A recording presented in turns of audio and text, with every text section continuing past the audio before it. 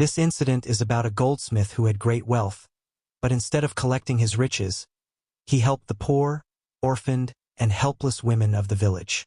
He arranged employment for them. But when the goldsmith died and his body was brought near the grave for burial, a terrifying incident took place that left the onlookers unconscious with fear. Before everyone's eyes, the goldsmith's face turned into that of a pig. He looked so horrifying that people found it difficult to even stand near him. No one had the courage to lift him and place him inside the grave. His sons were crying uncontrollably. They wondered, why did this happen to our pious father? When they discovered the truth about their father, they could no longer face anyone. What was the sin the goldsmith used to commit that turned him into a lesson for the world after his death? To know this, you must watch our complete video because this mistake is committed by many people, thinking it is a good deed, while it is actually a sin. Friends, take a lesson from this incident. This incident took place in a village where most people were poor. Their livelihood depended mainly on farming. People kept animals in their homes. Women collected fodder for the animals, and men worked hard to feed themselves and their families. The people of the village were so poor that sending their children to school was very difficult for them. They could not provide much education to their children. In the same village lived a goldsmith named Kakut Ali. He had married a poor girl from the village and lived a happy life. He never mocked her low status or poverty, nor did he ever make her feel inferior. This won the hearts of the villagers. In fact, Kakut Ali had fallen in love with the poor girl, and in the face of love he forgot everything else. A year after marriage, Allah blessed him with twin sons, and later he became the father of 4 more boys. His life had become complete. Day by day his business grew. At first he had a small grocery shop. Then he started learning gold work from a man in the evenings. He spent a lot of time with the goldsmith and learned everything about the trade. When Allah blessed his business, he started making gold jewelry himself. Very soon, his circumstances improved. He became the wealthiest man in the village. His sons were also growing up. The goldsmith wanted to do something for his sons during his lifetime so they would never need to beg from anyone. For this reason, he spent day and night working. He also helped the villagers. When his business expanded greatly, he purchased many lands in the village and grew a lot of crops there. When the harvest was ready, he distributed half of it among the poor villagers and earned their prayers. Everyone in the village said, "May Allah give every mother a son like Kakut Ali, who is so kind to the poor." One day, Kakut Ali made an announcement that filled the entire village with praise for him. The incident was that for several days the village had been experiencing heavy rain. Because of the continuous rain, the cold had intensified. People's animals began to die and, because of the heavy rains, people's crops were also destroyed.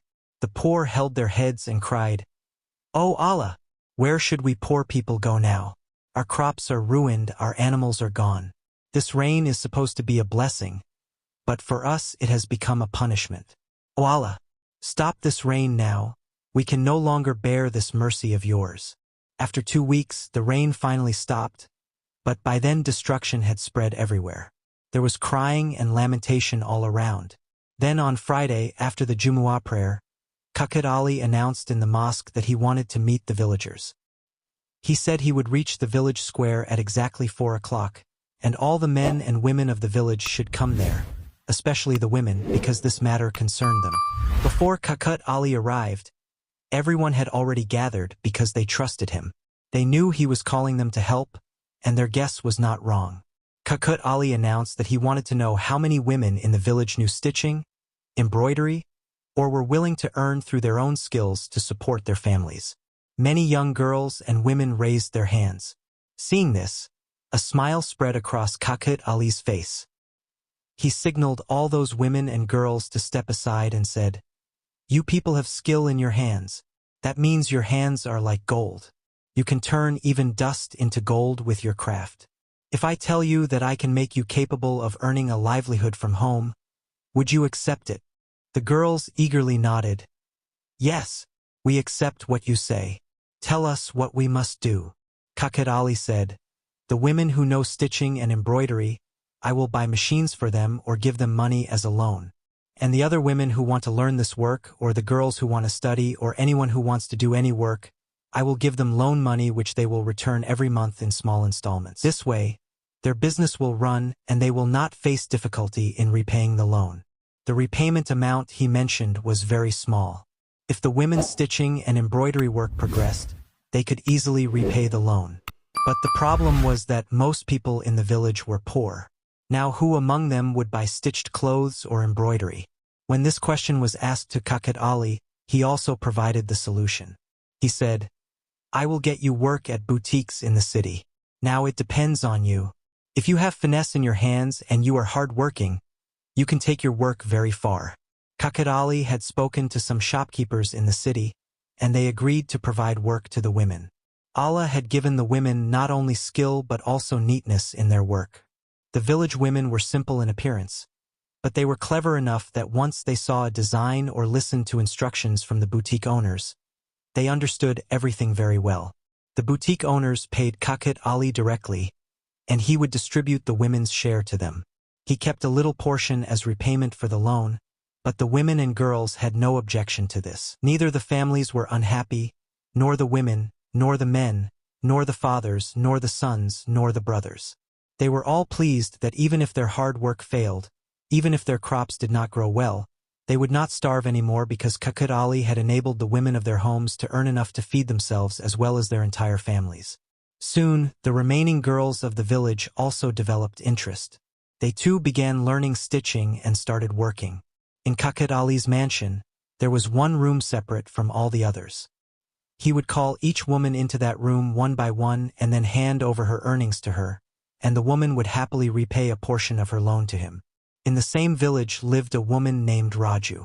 She was involved in immoral activities, was of bad character, and extremely beautiful.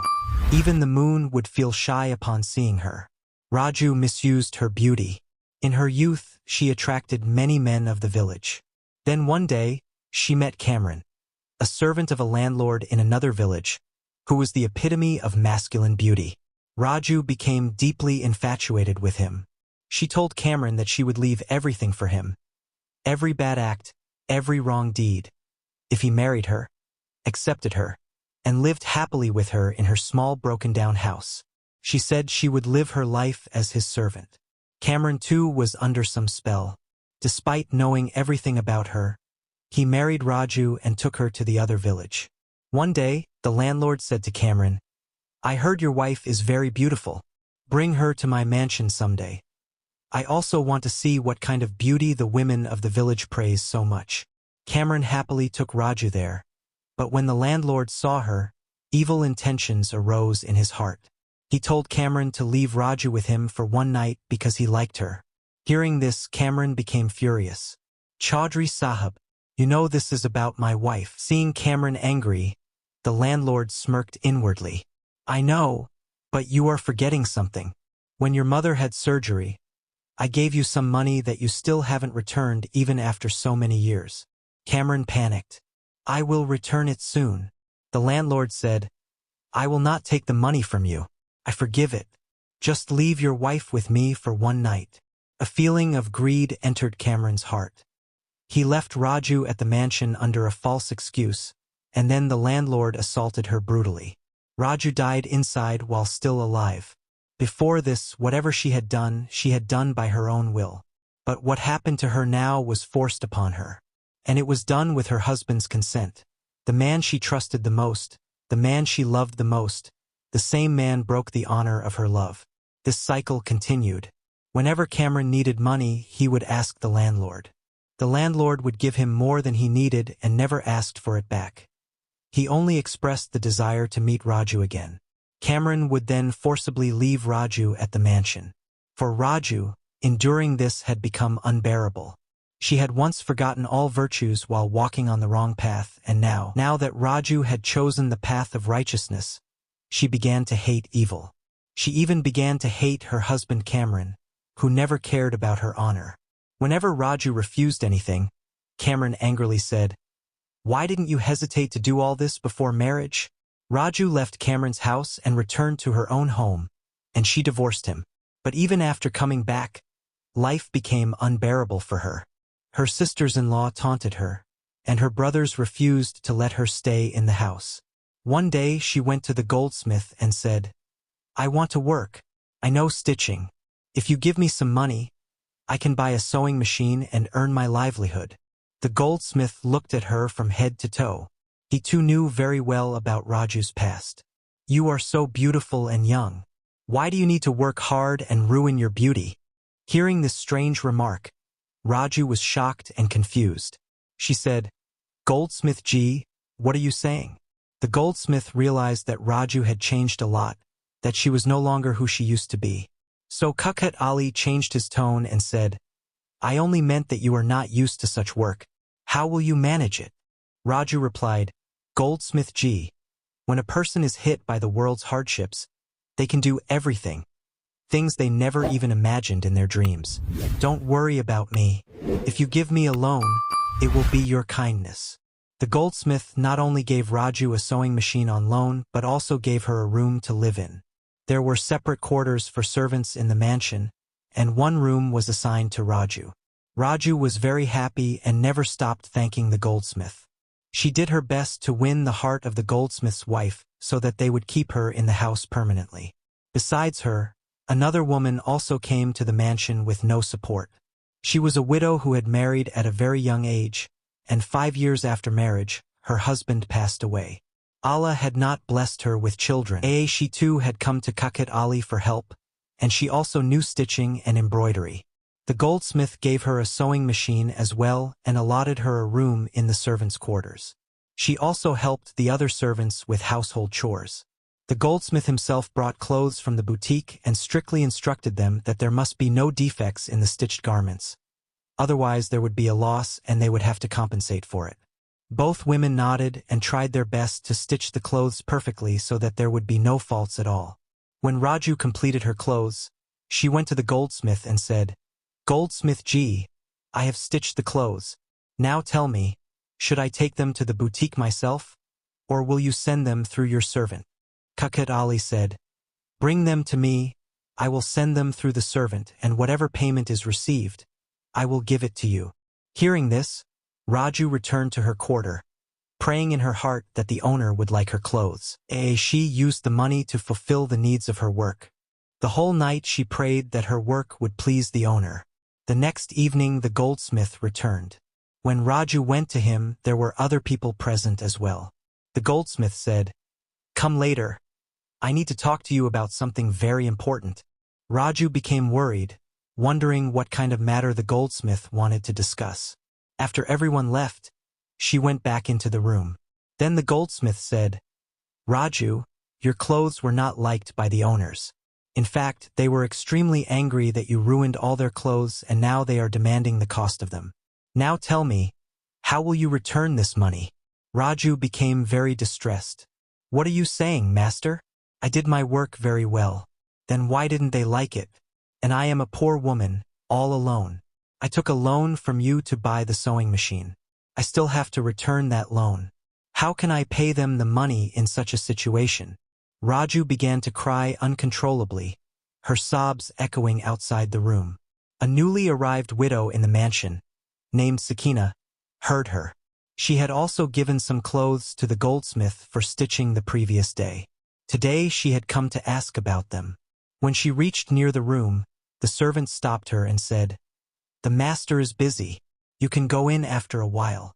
Sakina was confused and worried. She could still hear Raju crying.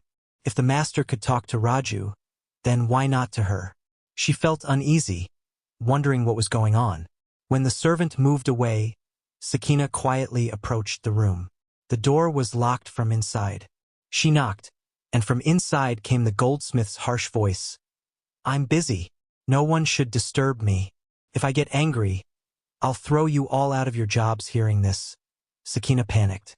If the master found out it was her, he would throw her out of the mansion. Then she heard Raju scream. There was a window in the room that opened slightly outward. Curiosity rose in her heart. She peeked through the window, and her heart leapt into her throat. She couldn't bear to look and ran back to her room. Her breathing was heavy and fast. She was terrified, so frightened that she felt like running far away. After some time, Raju was seen returning. Sakina looked closely at her face. There was disbelief on it, and it was impossible to understand what she was feeling. Raju looked like a lifeless statue walking without a soul. For a moment, Sakina felt pity for her, but then she remembered her past behavior and her sympathy faded. Once again she sided with the goldsmith, believing he must be right. Now Raju was often seen going to the goldsmith's room after sunset. When she returned, Sakina would study her face. Sakina began to feel hatred for Raju. What a disgusting woman! How low she has fallen for her own benefit. The goldsmith had paid Sakina more than she expected. She was happy that her work was being appreciated, and now she sewed day and night, and now, even her loan amount had been reduced by half. How kind the goldsmith is! How much he cares for me! The day my loan is finished, I will leave this mansion. I will rent a small house somewhere. I just want this debt to end.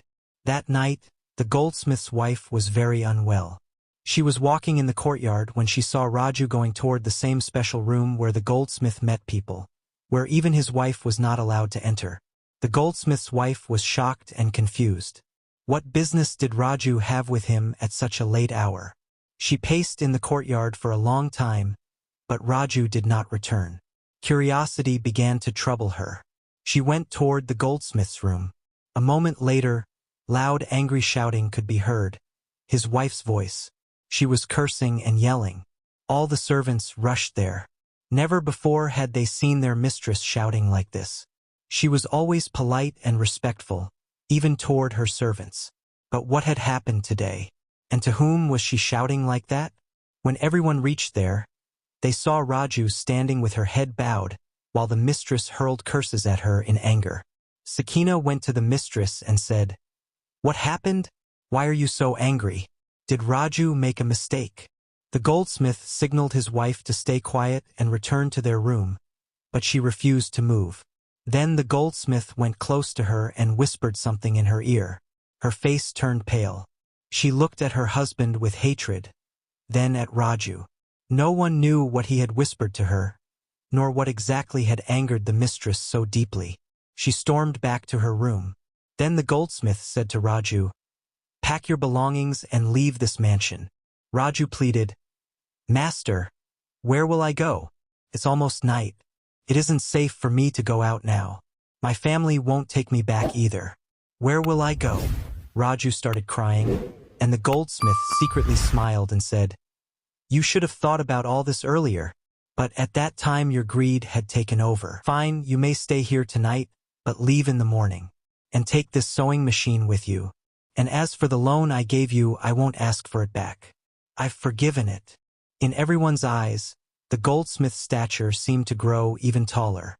They all looked at him with respect. Raju had stolen, lied, and committed who knows what else, which was why the mistress had thrown her out of the mansion. And yet, despite her wrongdoing, the master neither took back his loan nor the sewing machine.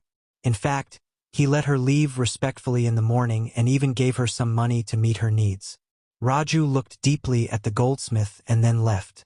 Word spread throughout the village that Raju had stolen from the mistress. But even then, the master and mistress had forgiven her. The villagers began to look at Raju with disgust. What a terrible woman she was. She spent her whole life doing wrong, an immoral woman. Now that she had found shelter, even there she did not refrain from her sins. Sakina was torn inside. What had the mistress seen that made her so furious? Had she seen the same thing Sakina had seen? The very thought made Sakina tremble. But after that, she never again saw anything wrong in her master that would make her think badly of him. Many women in the village who had taken loans from the goldsmith would come to his room. They would spend some time there and then leave with money. Ever since that day, the goldsmith's wife had never gone to that room again. In fact, she had become even quieter than before, always silent, lost somewhere. The goldsmith's sons were now growing up. Women from other villages also began coming to ask for help. The goldsmith used to say that men could do farming or labor to survive, but women could not step outside their homes. In difficult times, they needed skills to feed themselves. His words won the hearts of people. When Sakina finished paying off her loan and mentioned that she wanted to leave the mansion, the goldsmith called her. "My daughter, listen to me before you go." When Sakina entered his room, he said, "My child, did something offend you? Do you have any complaint against me that you're talking about leaving?" Sakina instinctively shook her head. "No, master, I have no complaint. I just want to rent a small house and start a new life." Sakina had spoken what was truly in her heart. She wanted to get married again. For a second marriage, she believed she had to leave this mansion. Even if she was independent, if she were a maiden, no one would have refused to take her hand. The goldsmith stared at Sakina intently, and then something happened that shattered her soul from within. It fell upon her like a calamity. She wanted to scream but couldn't. She wanted to cry in rage, but she remained helpless. If she had said anything, if she had expressed her anger, she would have been the only one disgraced. The next day, without telling anyone, she gathered her belongings and left the mansion. She rented a small house far away. Within just 2 months, a man expressed his wish to marry her. Sakina accepted without question and married him. Whenever she saw girls and women going to the goldsmith for help, she would stop herself from speaking. If she spoke, she would make a spectacle of herself. It would be her own honor that would be ruined. She thought to herself that the day she stayed quiet because of Raju, she had done wrong. She had wronged Raju. She alone was the witness that Raju was not guilty. But by staying silent, she had lowered herself in her own eyes. One day, when everyone was busy with their work, cries were heard from the goldsmith's mansion. People rushed there. It was revealed that the goldsmith had died, and soon the announcement of his death spread everywhere. The villagers were shocked. He had been perfectly fine just yesterday. What had happened so suddenly? The goldsmith's wife said he had suffered a heart attack. In the middle of the night, he began groaning in pain. When she returned with water, she found him already dead. It was as if mourning had spread across the entire village. Everyone was crying, shaken by grief and pain. Yet there were some whose faces appeared calm, peaceful, as if the goldsmith's death made no difference to them. Most of them were the women whom the goldsmith had helped. Yet they felt no sorrow over his death. The announcement for his funeral prayer was made. When his body was carried to the graveyard, his 4 sons lifted their father's corpse. Tears streamed continuously from their eyes. The goldsmith's wife was also in a terrible condition, crying uncontrollably. They reached the graveyard. After the funeral prayer, when his sons prepared to bury him, something happened that terrified everyone. Before their eyes, the goldsmith's face transformed into that of a pig, and dirty, foul-smelling worms began crawling out of his mouth, spreading over his entire body. People screamed in horror. Some weak-hearted people nearly collapsed. What was this? Why did a seemingly noble and kind man face such a terrible punishment after death? What sin had he committed? The imam looked toward his sons and asked, "My sons, can you tell me what sin your father committed in his lifetime that he is suffering such a fate?" The sons shook their heads. "No, our father was a good man, a savior of the poor. How could he do anything wrong? Our father could never be guilty," they said through their tears. The imam said, "Hurry and bury the body. This condition has become extremely bad." A rotten stench rose from the corpse as if it had decayed for years. People covered their noses. The goldsmith's condition had become so horrifying that even his sons hesitated to go near him. It became very difficult for them to place their father into the grave. Everyone's mind was filled with the same question. What had the goldsmith done to deserve this? What sin had he been committing? At that moment, Raju appeared. She had been banished from the village. She had sought shelter in the forest, surviving on wild fruits and living in a small hut she had built. Ever since the goldsmith threw her out of the mansion, the villagers turned their backs on her. Now, seeing the goldsmith's condition, Raju began laughing loudly. She laughed so hard she nearly collapsed. The imam scolded her angrily. "What behavior is this, Raju? You are laughing at a corpse? Don't forget you will die too. And everyone knows how sinful you are. Who knows what fate awaits you tomorrow?" Raju laughed until she began to cry. I have abandoned all my sins. I asked Allah for forgiveness, and I believe He will forgive me. But this man, this wicked man, who committed sins yet pretended to be righteous in front of everyone. The goldsmith's sons and all the people stood stunned. What nonsense are you speaking about our father? He was a righteous man. He was not wicked. He helped you, and this is how you repay him. Raju replied, this man, the one who claimed to help women, used to make immoral relations with them in return. He blackmailed them over loan money. And the day the mistress caught him doing wrong with me, instead of admitting his sin, he put the entire blame on me, declared me guilty and threw me out of the mansion. If you don't believe me, then go home and ask your sisters and daughters who were trapped in that man's web of debt. Because of their honor, they could never tell anyone anything. All of them were suffering silently. Everyone there was left in shock. Every single person had some woman, sister, daughter, or wife who would go to the goldsmith to get work. So did the goldsmith defile the women of their homes too? The goldsmith's sons buried their father and rushed back home. When they told everything to their mother, she said, that woman is absolutely right. That day my husband threatened to divorce me. That's why I stayed silent. Otherwise I would have revealed his truth to everyone that very day. Son, I came from a poor family. If your father had divorced me at this age, where would I have gone? He would have taken you all away from me too. I couldn't even imagine living without you. When the villagers asked their women, they confirmed the truth while crying and said, it's good that monster died. He had turned our lives into hell. Now the villagers became enemies of the goldsmith's wife and sons. They believed that the family was equally involved in his crimes. The goldsmith's wife and sons left the village overnight.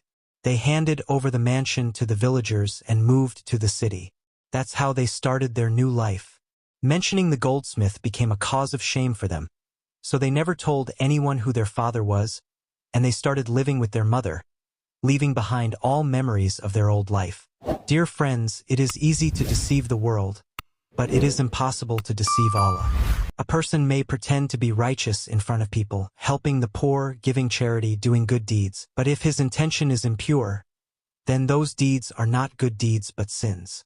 Khakat Ali pretended to be a good man his whole life but never repented for his sins, and his reality was exposed to the world after his death. This story teaches us a great lesson. Good deeds are done for Allah, not for showing off. Therefore, friends, share this incident with your family, friends, and relatives so they also learn a lesson and think carefully before doing good. And please subscribe to our channel and write God in the comment box. Thank you.